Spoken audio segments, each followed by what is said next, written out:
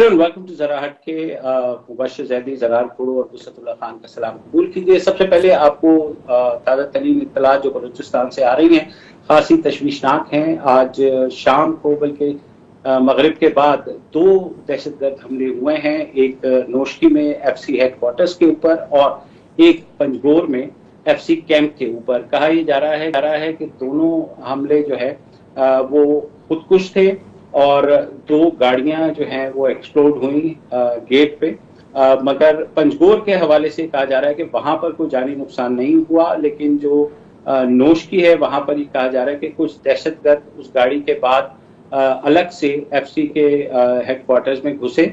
मगर जो अभी तक की इत्तलात हमारे पास हैं, जो सिक्योरिटी जराए हमें बता रहे हैं, उनका ये कहना है कि पंजगोर में सिचुएशन अंडर कंट्रोल है। नोशकी में जो है सर्च ऑपरेशन जारी है। अभी तक की इत्तलात के मुताबिक सिर्फ एक जो फौजी है उसके शहीद होने की इत्तलात मिली हैं, मगर अभी कतई तौर पर वो ये कह रहे हैं कि इस बार नोशकी इंसिडेंट के बारे में, जो कि निस्बतन बड़ा दहशतगर्द हमला है, उस बारे में आगाह किया जाएगा, क्योंकि अभी वहां पर सर्च ऑपरेशन जारी है।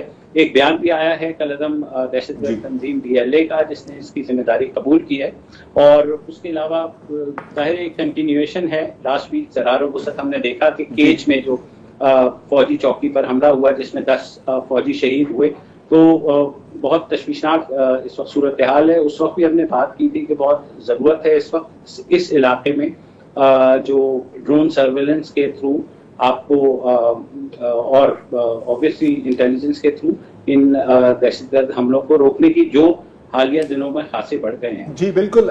एक और मैं इजाफा कर दूं कि BLA ने जिम्मेदारी कबूल करते हुए ये भी कहा है कि उनकी जो मजीद ब्रिगेड है वो एक सुसाइड या फिदाइन ब्रिगेड जो आप कह सकते हैं। अच्छा, अब ये जो टैक्टिक है ये माजी में हमने जो जैसे फॉर एग्जांपल TTP या इस तरह की जो तंजीमें हैं उनको हमने देखा है ये टैक्टिक इस्तेमाल करते हुए। लेकिन आप देखते हैं कि कराची में जो पाकिस्तान स्टॉक एक्सचेंज पर जो हमला हुआ था और जो चाइनीज कॉन्सुलेट पर हमला हुआ था, वो एक तरह से एक आगाज था कि BLA, BLF और इस तरह की जो इनके साथ जो मुंसलिक तंजीमें हैं वो भी इसी तरह की टैक्टिक्स अब अपना रही हैं। तो आप देख रहे हैं कि क्रॉस लर्निंग चल रही है।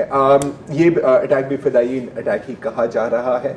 और बिल्कुल आपने केश का जिक्र किया, उस वक्त भी हम यही कह रहे थे कि अब बार बार इस तरह के हमले हो रहे हैं। तो आपकी जो, और मैं पॉलिटिकल मेजर्स पे तो हमने बात की है, वो एक अलग स्टोरी है। मैं सिर्फ अब सिक्योरिटी मेजर्स पे बात करूंगा कि वाज़ेह है कि जो मेजर्स लिए गए हैं, चाहे वो सिक्योरिटी मेजर्स हों या वो पॉलिटिकल मेजर्स हों, वो नाकाफी साबित हो रहे हैं। जो थ्रेट है उसकी डायमेंशन तब्दील हो गई है और ऐसा बदकिस्मती से ऐसा लग रहा है कि जो टैक्टिक्स हैं, काउंटर टैक्टिक्स हैं, वो इतनी तेज़ी से तब्दील नहीं हुए, इवॉल्व नहीं हुए। ये जो है और आपको पता है कि हाल में ही एक अलायंस इतिहाद भी हमारे सामने आया है BRAs का, और जो थ्रेट लेवल अब नज़र आ रहा है वो मुझे लग रहा है कि ये प्री ऑपरेशन तहरीके तालिबान पाकिस्तान का जो थ्रेट लेवल था ये वहाँ तक पहुँच रहा है। उम्मीद है कि इसके ऊपर जी मुबश्शिर। हाँ, जैसे आपने TTP का जिक्र किया तो उनका भी एक बयान आया था कि हमने जो है खैबर पख्तूनख्वा और साबका फाटा जो है वहां पर अब तक गुज़िश्ता जब से सीज़फायर ब्रेक हुआ है हमने 42 के करीब हमले किए हैं। जाहिर है ये दावे हैं और मगर इन जो दावे हैं या जो अटैक्स हैं उनको संजीदगी से लेने की जरूरत है। देखिए, और केश का जो हमला था, केश का जो हमला था, मुबश्शिर सॉरी आपकी बात काट रहा हूँ, केश का जो हमला था वो भी एक दावे से ही उसके बारे में पता लगा था मैस मीडिया को और इनफैक्ट सोशल मीडिया पर। और बहुत वक्त गुजर गया, कोई काउंटर बयान नहीं आया था। तो अगेन वही जो पिछली दफ़ा बात हुई थी जुल्फ़िकार साहब से, मेरे ख्याल है उनके यही था कि अगर इस तरह मतलब फील्ड पर भी ये हो रहा है और नैरेटिव में भी ये हो रहा है तो ये वक्त आएगा कि लोग उन दावों पर यकीन भी करने लग जाएंगे, अनफॉर्चुनेटली। जी मुबश्शिर। और मुझे ये लगता है जरा कि ये जो हमले हैं ये एक अटेम्प्ट भी है कि ख़ुसूसन जो हमारी मुल्क में अभी ऑस्ट्रेलिया ने आना है ऑन गोइंग PSL है, क्रिकेट इवेंट्स भी चल रहे हैं। तो ये जो हमलों में तेजी है, मुझे नहीं पता कि अगर इनकी इंटेंशन यही है कि इस तरह, जाहिर इंटेंशन यही है कि मुल्क की जो साख है उसको नुकसान पहुंचे और ये सब कुछ हो, मगर जाहिर है हमें बहैसियत रियासत सोचना होगा कि हमें, जैसे आपने कहा कि स्ट्रैटेजी को नए सिरे से जायजा लेना होगा कि हम लोग को हमें रोकना होगा। और जो ओवरऑल अभी तक सूरत हाल हमें नजर आ रही है वो खासी तशवीशनाक है। मुझे जो हमलों में तेजी है वो कोई बहुत ज़्यादा मेरे लिए ख़बर नहीं है कि हमलों की तादाद बढ़ गई या तेज़ी है। मेरे लिए इसमें ख़बर ये है कि आपको याद होगा कि 1.5-2 साल पहले तक बलूचिस्तान में जो टारगेट्स होता था वो कौन होते थे? मज़दूर होते थे।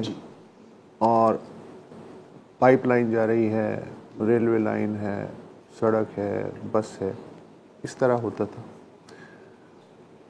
अब सोफिस्टिकेशन आ गई है, प्रोफेशनलिज्म बढ़ गया है, स्ट्रेटेजिक टारगेट्स जो हैं उनका चुनाव होता है। आम सिविलियंस पे हमले अब आप नहीं देख रहे होंगे पिछले 2-3 महीने में। स्ट्रेटेजिक पुलिस है, FC है, आर्मी है। तो इसका मतलब ये है कि उनका जो प्रोफेशनल लेवल है वो बढ़ा है। और ये जो उम्मीद कर रहे थे कि अफ़गानिस्तान में तालिबान हुकूमत आने से कोई सूरत हाल में तब्दीली आएगी, इसलिए कि कुछ लोग वहाँ भी हैं तो वो कहाँ जाएंगे, आना तो उन्हें यहीं है, वो यहाँ नहीं है। और यहाँ हैं भी तो इतना बड़ा इलाका है कि आपने। अच्छा, और दूसरा ये कि इस वक्त मुझे अभी हम वक्फे से पहले बात कर रहे थे जी, तालिबान जो हैं उनकी और इनकी स्ट्रेटजी जो है उसमें एक फ़र्क वो है, हम आहंगी सिमिलैरिटी लगती है। मेरा आर्गूमेंट ये था कि तालिबान एक महदूद इलाके में वो स्ट्रेटजी इस्तेमाल कर पा रहे थे। बलूचिस्तान एक तो 46% है पाकिस्तान का, ठीक है, और आबादी सबसे कम है, यानी सन्नाटा और छुपने की, ट्रेन होने की और आराम करने की जगह लामहदूद है। दूसरी ये कि सारी की सारी जो है, चाहे मिलिटेंसी हो या नेशनलिस्ट हो या पॉलिटिकल मेन स्ट्रीम के लोग हैं, वो सारे के सारे मकामी हैं, एक दूसरे को जानते हैं। और चेयरमैन माओ ज़ेडुंग के बकौल कि कोई भी गोरिल्ला जंग, तो बिल्कुल गोरिल्ला क्यों सर्वाइव करता है? गोरिल्ला ऐसी सर्वाइव करता है कि जैसे मछली पानी के बगैर नहीं रह सकती, गोरिल्ला जो है वो अपने सपोर्टिंग बेस के तौर पे नहीं रह सकता। तो जो नेचुरल सपोर्टिंग बेस है वो तालिबान के से अगर कंपैरिजन करें तो बहुत बड़ा है, ना सिर्फ पाकिस्तानी बलूचिस्तान में बल्कि ईरानी बलूचिस्तान में और अफ़गानिस्तान के जो जनूबी सूबे हैं उस हद तक फैला हुआ है। तो ये जो थ्रेट है या जो चैलेंज अब बन रहा है, ये जो हम कहते थे ना कि कुछ नहीं, ये तो हो जाएगा, उन फलाने से बात करेंगे, फलाने से बात करेंगे, पॉलिटिकल बातें होती भी थी, फिर कोई तारपीडो हो जाता था। अब ये काम नहीं चलेगा। वक्त के साथ साथ सोफिस्टिकेशन जो बढ़ गई है और जो मैग्नीट्यूड बढ़ गया है और जो बलूगत आ गई है, मैं मेच्योरिटी की बात करूंगा कि मजदूर मारना, ये तो मतलब कोई भी मार सकता है। ये जो स्ट्रेटेजिक प्लानिंग, टारगेट और फिर कैजुअलिटीज का जो रेशो है 110, 15, 16, इस पे अगर आपने गौर नहीं किया तो गेम गई। बिल्कुल। और इसकी एक वजह यह भी है कि इन तंजीमों की जो क़यादत है वो भी तब्दील हो गई। अच्छा, और साइमल्टेनियसली पॉलिटिकल और स्ट्रेटेजिक महाज पे एक साथ अगर आप मूव नहीं करेंगे, यू विल लूज। इस वक्त पे तो दोनों महाज पे सिचुएशन तो मेरे ऑब्जर्वेशन है। नहीं, बिल्कुल, I have to agree with you. जी मुबशिर, आप जरा मैं ख्याल। अच्छा जी, मैं हाँ, मेरे ख्याल में जो आज की हमारी स्टोरी थी जाहिर है वो ये है कि डहरकी में अब से 48 घंटे पहले यानी इतवार की शब एक ताजिर हैं सतन लाल, उनको कत्ल किया गया है और उनकी जो जमीन है, कहा यह जा रहा है कि उस पर बड़े अरसे से कब्जे की कोशिश हो रही थी। और जो वाकया हुआ है, उनको 1 साल पहले भी धमकाया गया था, तशद्दुद का निशाना बनाया गया था। वहां से उन्होंने अपनी जो फैमिली है और अपने बच्चों को वहां से मूव कर दिया था और वो बजिद थे कि वो वहीं रहेंगे। और फिर इतवार की शब ये वाकया हुआ कि उनके ऊपर हमला हुआ। वो उन्होंने वहां जो एक छोटा सा कारखाना बनाने के लिए उसका इफ्तिताह किया था और उस इफ्तिताह के बाद उस शाम को जो है उनके ऊपर अटैक हुआ, उनकी डेथ हुई। और ये कोई आइसोलेटेड इंसिडेंट नहीं है, ये डहरकी के करीब ऐसे वाक़यात हम देख रहे हैं। इसकी कंडेमनेशन भी आई है, ज़ाहिर है मज़म्मत आई है, और पाकिस्तान हिंदू काउंसिल ने जो है एक बयान भी जारी किया है कि पुलिस जो है वो इस बारे में न सिर्फ इंतजाम करे कैसे वाक़यात को रोका जाए, बल्कि जो मुजरिम हैं उनको भी पकड़ा जाए। अभी तक जो मेरे लिए तशवीश की बात है ज़रार और वुसअत के, इस वाक़े का मुकदमा दर्ज नहीं हुआ है, FIR नहीं हुई है 48 घंटे गुजरने के बावजूद भी। तो और ये इन पे पहला हमला नहीं है, पहले भी ये जख्मी हुए हैं, तो उन्होंने हॉस्पिटल पूरी कहानी बताई थी कि कौन कब्जा करना चाह रहा है इनकी जमीन पे, क्या क्या धमकियां हो रही हैं, और फिर भी जाहिर है कोई बंदोबस्त इनका नहीं हो सका था। हाँ, नहीं हो सका। तो हमारे साथ इस वक्त मौजूद हैं डॉक्टर रमेश कुमार वांगवानी, जो पाकिस्तान हिंदू काउंसिल के सरबराह भी हैं, MNA भी हैं PTI के, और वो बड़े तवातुर से इस बारे में आवाज भी उठाते रहे हैं। तो वांगवानी साहब, ये सब क्या हो रहा है? थैंक यू तीनों का, मुबशर साहब, असला साहब, सबका। पहली चीज तो ये कि ये पहली मर्तबा नहीं हुआ है, और मैंने कल भी ये बात की थी कि ये साल के अंदर 10-12 ऐसे वाकयात हो जाते हैं। दरअसल सिंध के हिंदू जो है या तो बिल्कुल अपर क्लास हैं और या बिल्कुल लोअर क्लास हैं।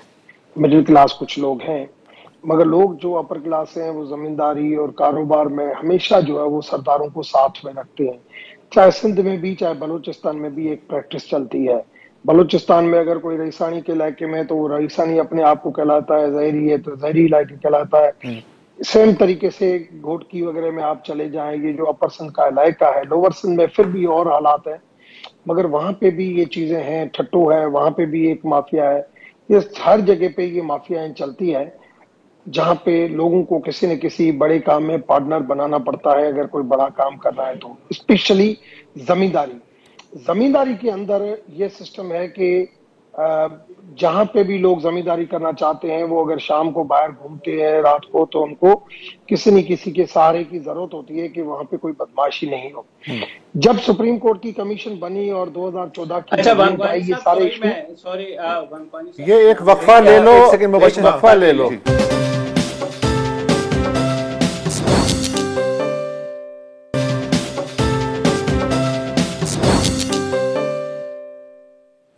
वेलकम बैक जी। हम बात कर रहे हैं हिंदू बरादरी के ताजिर सतन लाल साहब के कत्ल के बारे में, और हमारे साथ रमेश वांगवानी साहब है। वांगवानी साहब, ब्रेक के पहले आप एक बात कर रहे थे, अपनी बात मुकम्मल कर लें प्लीज।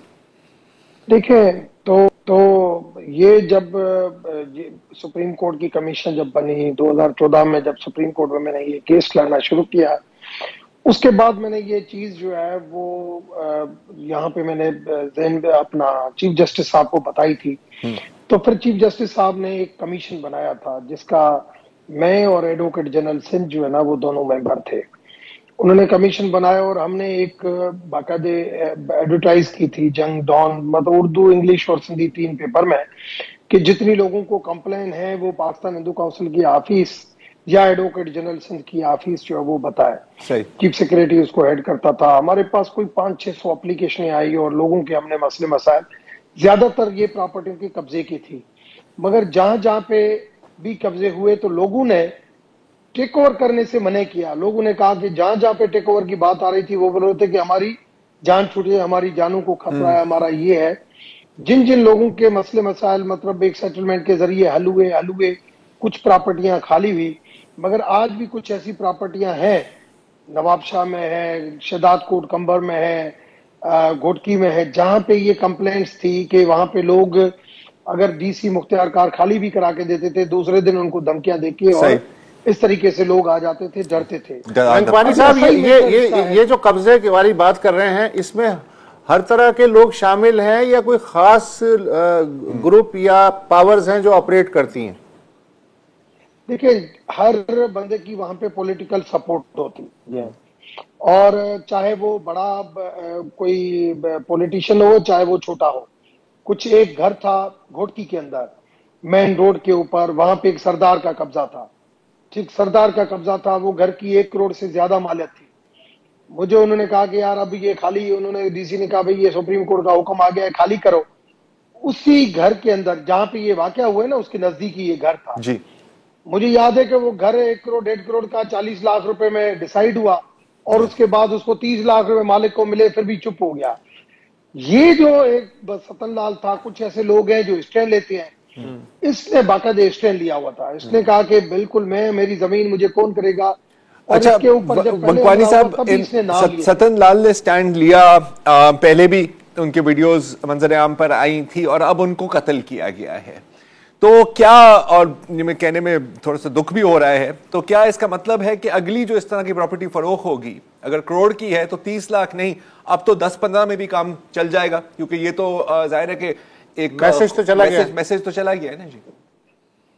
बहुत सारे, ये मैसेज आज से नहीं है, मैसेज पुराना है। और मैंने इस वजह से, जैसे ये वाकया हुआ फौरन उन्होंने मुझे लाइन पे लिया। मैं सुबह 5 बजे तक एसपी, डीआईजी, ये लोग सबके साथ में 5 बजे तक सोया नहीं था, मेरे साथ टच में थे।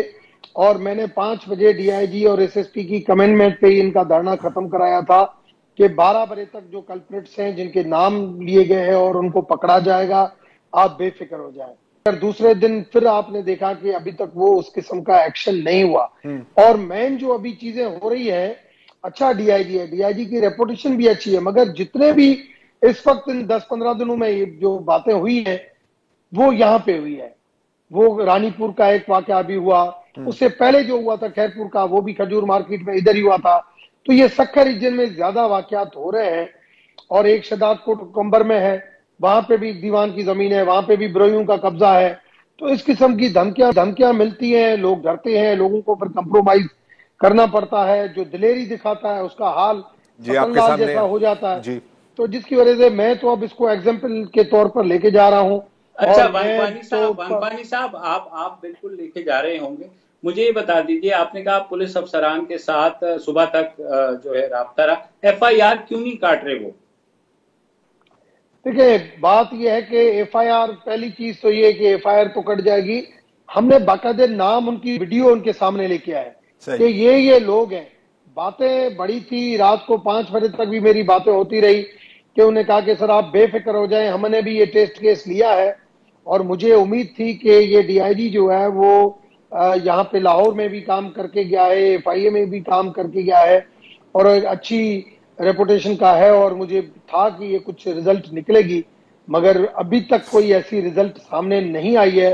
अभी तक मायूसी है। और अगर इसका ये एक प्रेसिडेंट बन गया, कल्प्रिट्स को पकड़ा गया, सजा दी गई, तो ये ट्रेंड बन गया है कि आप या धमकाओ या किसी के ऊपर ब्लेस्फेमी का केस बनाओ। बिल्कुल, या ब्लेस्फेमी का ये क्या है। अभी तक नौतन लाल ये घोटकी में 8 से 1 साल पहले मुबशर साहब आपने एक बार प्रोग्राम भी किया था, जो नौतन लाल प्रिंसिपल था, एक बच्चे को डांटा, उसके ऊपर आज तक नौतन लाल ब्लेस्फेमी में अंदर पड़ा हुआ है। तो ये जो मैसेज तो मिल गया ना सर, मैसेज तो मिल गया। अब माजरत के साथ, मतलब मुझे अब ये कहने पे मैं मजबूर हूं कि अगर ऐसा हो, बेस्ट केस सिनेरियो को हम ले लेते हैं ना, कार्रवाई हुई, गिरफ्तारियां हुई, केस चला, केस तो यार 5-6 साल चलते हैं, 5-6 साल, वो मैं तो मिनिमम की बात कर रहा हूँ। जी, और हाल में ही हमने देखा है ये दुआ मंगी वाला केस है, और उसके बाद जो इन्वेस्टिगेशन हुई है, ये भी मैं आपको बताते चलूं कि ये सामने आया है कि सर ये तो मामूल है। जो अंडर ट्रायल प्रिजनर भी होते हैं उनको भी घर जाने की इजाजत होती है अगर थोड़ा सा चाय पानी का इंतजाम कर लें, जो जाहिर है कोई भी कर सकता है। तो पॉइंट इज कि जो स्टैंड लेगा भी सही, वो ये देखेगा कि यार जो बेस्ट केस सिनेरियो है वो ये है कि 10 साल केस चलेगा और ये लोग आराम घूम रहे होंगे, ऐसा ही है। तो आपने एक मैं बात करूंगा इस पे। देखिए, पहली चीज तो ये कि मैंने इसी वजह से कहा कि आप वक्फे से पहले, आप जब मेरे सेगमेंट से पहले आप बात करते नोश की और पंजूर की, जब तालिबान के साथ टास्क चल रहे थे तो मैं, हमारी जो इंटरनल कमेटी की मीटिंग हुई, मैंने वहां पे बात की कि ज़रबे अज़ब रुदल फसाद जो आपने ऑपरेशन करके और फिर ये जो एक आपने लचक दिखाई है, दोबारा आप वो माहौल पैदा कर रहे हैं। देखिए, ये सेम आपको एक तसलसल चाहिए होगा। अगर आप चाहते हैं कि गवर्नेंस हो, तो कभी भी जो आदत से मजबूर लोग होते हैं, जो क्रिमिनल्स होते हैं, वो कभी भी रुकते नहीं है। चाहे ये छोटे क्रिमिनल्स जो ऐसे माइनॉरिटी को टारगेट करते हैं, इजी टारगेट, चाहे वो बड़े टारगेट जो अभी उन्होंने, देखो ना, अभी उन्होंने अपनी लेवल कैसी बढ़ा दी कि अब आम ऐसे रास्तों के ऊपर नहीं, डायरेक्ट एफसी के ऊपर हमला, उनकी ऑफिसों के ऊपर हमला, उनके घरों के ऊपर, ये जो चीजें हो रही है, मैं समझता हूं कि हमें अपनी पॉलिसीज को दिखना पड़ेगा और इस हवाले से हमें एक ऑफिसरों को टास्क देना चाहिए और ऑफिसरों को जो वहां पे जो एक्शन नहीं हो। अब ये सतनलाल वाला वाकया जो है वो हमारी कम्युनिटी के अंदर बहुत ज्यादा एग्जांपल ये है कि उसने ठीक है 2-3 लोगों के नाम ले लिए वकाली और साहब, सबको बहुत पता है बहुत बहुत कि कौन से बहुत लोग होंगे। लेकिन बदकिस्मती से वक्त खत्म हुआ चाहता है। आपका पॉइंट बिल्कुल रजिस्टर्ड हुआ है। अगर कंट्रोल करना है तो फिर आपको जीरो टॉलरेंस के साथ कंट्रोल करना होगा। वक्फा ले।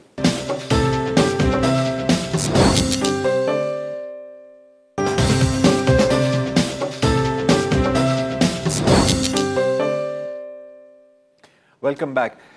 सिंध के पाकिस्तान इनफैक्ट जो पूरे कोस्टल बेल्ट के जो मैंग्रोव्स हैं उसमें ना सिर्फ मुख्तलिफ किस्म की समुद्री हयात चलती हैं, झींगे हो गए, केकड़े हो गए, मुख्तलिफ मछली की मुख्तलिफ किस्में, बल्कि ये जो दरख्त हैं जिनको हम मैंग्रोव्स कहते हैं, तिमर के जंगलात, जी, ये साहिल को तूफानों से भी बचाते हैं। इनफैक्ट कहा जाता है कि ये एक, आप समझें कि एक बुलेट प्रूफ वेस्ट है आपके साहिल के लिए, और इसके साथ ज़मीनी कटाव जिसको एरोजन कहा जाता है उसको भी रोकते हैं। लेकिन सवाल अब ये है कि इन मैंग्रोव्स की कटाई को कौन रोकेगा, क्योंकि अब मैं अभी बात करूंगा मच्छर कॉलोनी की।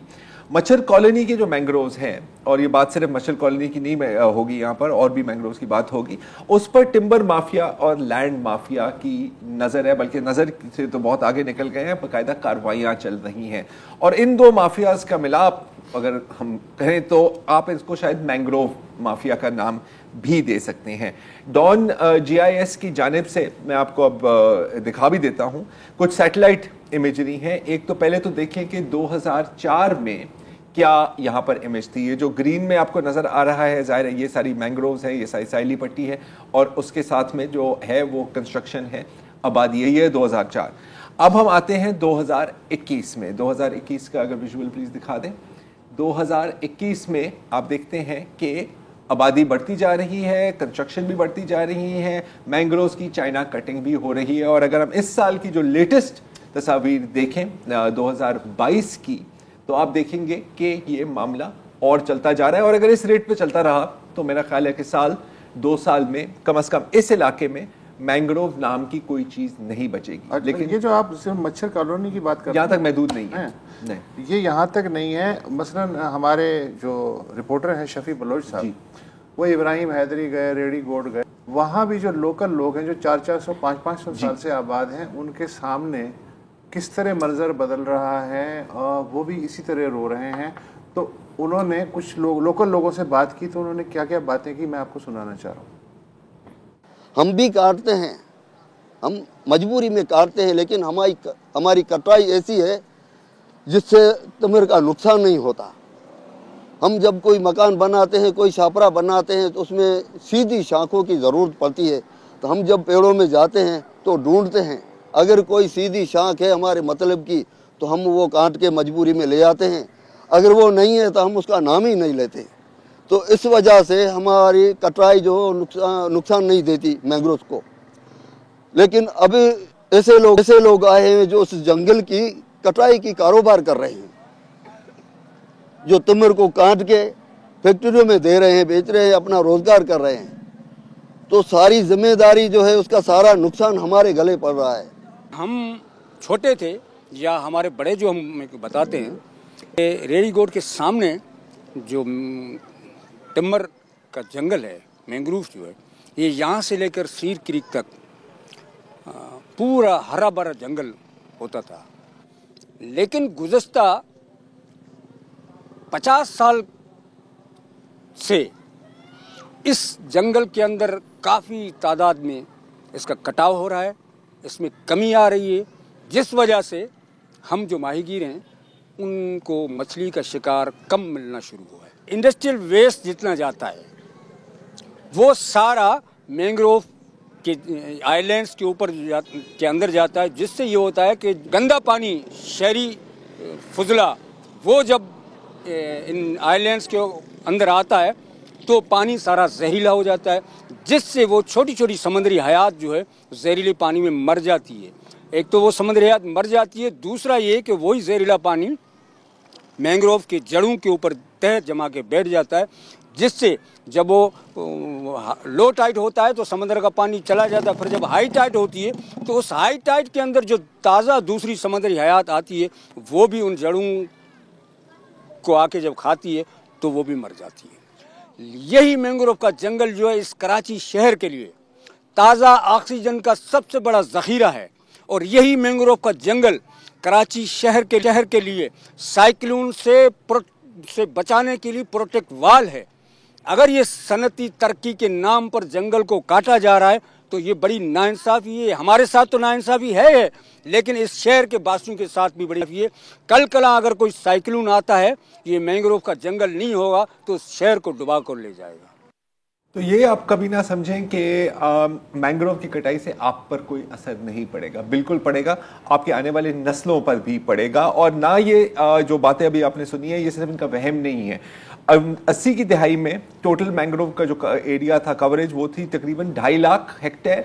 90 की दहाई तक ये 1,60,000 हेक्टेयर तक महदूद हो गया। अगर यही रफ्तार रही तो आप सोच सकते हैं कि इस वक्त कितना है। अब इसका ये मतलब नहीं है कि इसको एड्रेस करने की कोई कोशिश की गई है। हाल में ही हुकूमत सिंध ने एक प्रोजेक्ट लॉन्च किया है जिसके तहत उनका कहना है कि अगले 5 सालों में 2 लाख हेक्टेयर मैंग्रोव लगाए जाएंगे, लेकिन वो लगाए जाएंगे, बढ़ेंगे और पैदा होंगे। ये हम बात कर रहे हैं मैच्योर फॉरेस्ट की। तो क्या कुछ किया जा सकता है और इसके क्या असरात होंगे, इस पर बात करने के लिए हमने आज दावत दी है आफिया सनाम साहिबा को, लीडिंग एनवायरमेंटलिस्ट।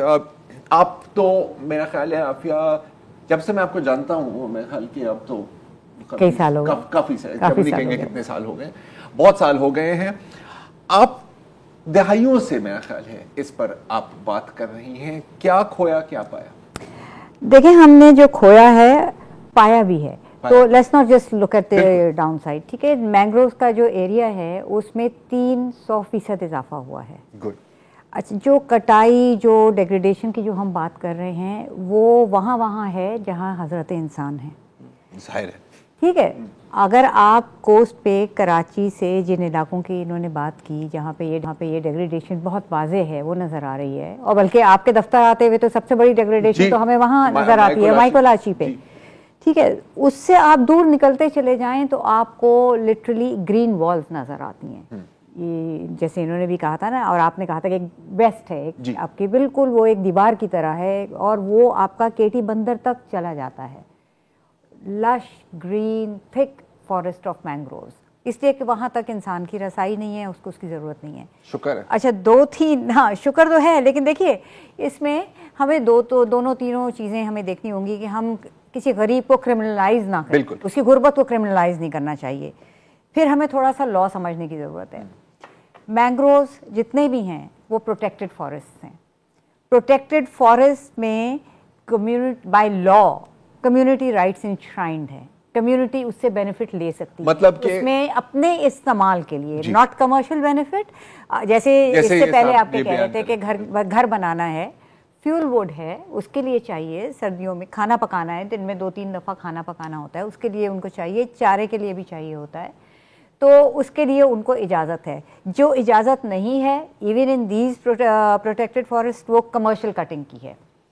कमर्शियल कटिंग भी जहाँ जहाँ हो रही है वो गैर कानूनी है, उसको रोकने की भी कोशिश की जाती है। यस, उसके अंदर वो एलिमेंट्स भी हैं जो कि आप कह दीजिए कि वो मतलब एक माफिया है जी, खतरनाक भी साबित हो सकता है उस पर, और खतरनाक साबित हुआ है। पाकिस्तान कराची ही के साहिल पे काकाबीर जो विलेज है हमारा सैंडस्पिट की तरफ जाते हुए, वहाँ के 2 जो मैंग्रोव्स के आप कह लें कि रखवाले थे कम्युनिटी के, उनको कत्ल किया गया था। अबू बकर और गनी 2011 में जी, और उनको फिर सिविल अवार्ड पाकिस्तान की हुकूमत से दिया गया था पोस्टॉमसली, अनफॉर्चुनेटली।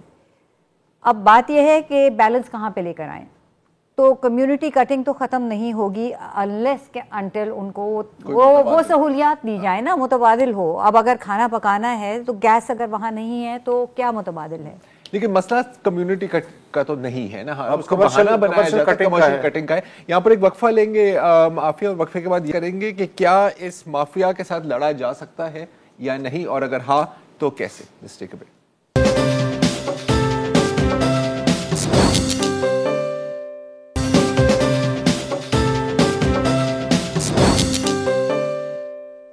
Welcome back. अभी हम बात कर रहे थे कि मैंग्रोव माफिया को रोका कैसे जाए, और अगर रोका जा सकता है या नहीं, और अगर रोका जा सकता है तो कैसे। ऐसा नहीं है कि लोगों ने कोशिश नहीं की, लेकिन उसके फिर एक बहुत भारी कीमत भी अदा करनी पड़ी। आफिया साहिबा जैसे अपनी हाजी अबू बकर और अब्दुल गनी का, और जिनसे मुझे फिर परवीन रहमान की याद आती है, क्योंकि वो ये मैंग्रोव माफिया से लड़ रहे थे, वो लैंड माफिया के खिलाफ बात कर रहे थे। मकसद ये है कि जब इस तरह के कत्ल होते हैं, ठीक है, और बाद में अवार्ड मिल जाते हैं, ये भी हो जाता है, मैसेज तो डिलीवर हो जाता है ना जी, कि आप हमारे से पंगा लेंगे तो इसका बहुत बुरा अंजाम हो। जी, वो पंगा लेने का बुरा अंजाम भी हुआ, जैसे हमने अबू बकर और गनी का देखा। उसके अलावा देखिए, जो मैंग्रोव लगाने के जिम्मेदार हैं, जैसे सिंध फॉरेस्ट डिपार्टमेंट है, and hats off to them, क्योंकि मैं तो जाती रहती हूँ, मुझे मालूम है कि किन कंडीशंस में वो काम करते हैं और किन कंडीशंस में काम करके उन्होंने इसका इतना उसका रकबा यहाँ तक पहुँचाया। उनके पास कोई आर्म्ड गार्ड्स नहीं होते, उनके साथ कोई पुलिस फोर्स नहीं होती। वो जब जाके कमर्शियल माफिया को पकड़ने की कोशिश करते हैं, और पकड़ते भी हैं कई मरतबा, उनके जो लोग हैं ऑफिसर्स को अगवा किया जाता है जी। उनको मतलब वो कम्युनिटीज़, वही माफिया की कम्युनिटीज़ जो भी पावरफुल एक्टर्स हैं, वो उनको पकड़ के बंद कर देते हैं। कई दिन तक उन्होंने उनको हिरासत में रखा, अगर हिरासत का लफ्ज़ इस्तेमाल, प्राइवेट जेल में ना भी हो, बहरहाल मतलब उनको उन्होंने काबू कर लिया है।